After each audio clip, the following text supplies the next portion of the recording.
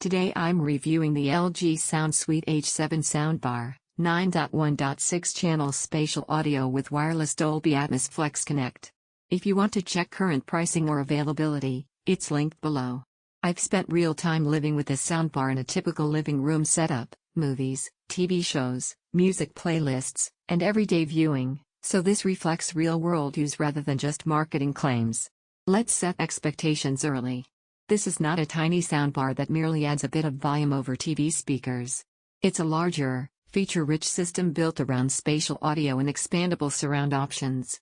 If you're expecting a simple plug-and-play upgrade without considering room layout or speaker placement, that's not the experience this design leans into. Real-world performance in everyday use, the H7 gives a noticeably wider soundstage than built-in TV audio.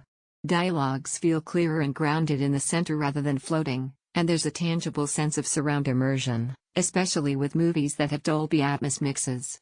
It isn't a theater-level shake-your-walls experience, but for a living room context it feels more like a sound system than a basic bar. With action scenes, the spatial height channels inside arrays help spread effects around the room.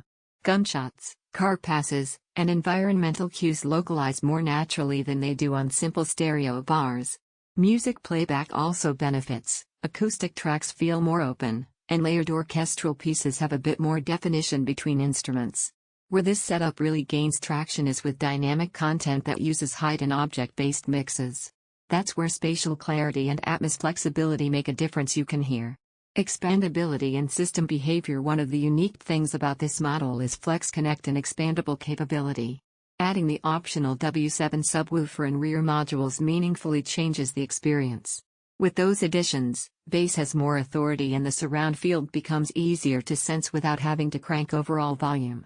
Out of the box, bass is present and pleasant, but it stays tight rather than booming, which is fine for many rooms but won't satisfy those chasing deep, room-shaking low end without a sub. I ran extended sessions with and without the subwoofer. With it, low frequencies feel fuller and action sequences have more weight. Without it, the sound remains smooth and balanced, but there's a clear difference in how impactful explosions or scores feel. Thermals, usability, and daily behavior. In daily operation, the unit stays quiet and doesn't introduce noise of its own. There's no fan noise or distracting hiss at normal listening levels. Controls are straightforward. Physical buttons, remote, and app integration all work predictably. Switching between sources is smooth, and it integrates well with both modern TVs and legacy inputs. Room size matters here. In a small to mid-sized living area, the sound fills the space convincingly. In a very large room, you'll sense that the system stretches to fill the space. It doesn't get weak, but the sense of immersion isn't as complete without the optional rear speakers. Limitations and realistic trade-offs. This isn't a dedicated high-end audiophile rig. For pure two-channel music lovers who live in rooms sized for hi-fi separates, a dedicated stereo system with bookshelf speakers will generally provide more precision and depth. Likewise, if your priority is earth-shaking sub-bass, you'll find the built-in performance solid but not extreme, and that's where adding the optional subwoofer makes practical sense. Compared to compact soundbars that aim only to make dialogue clearer, this feels like a broader system. It brings spatialization and room atmosphere into play. But that also means it's larger and more deliberate in presence than those lightweight alternatives.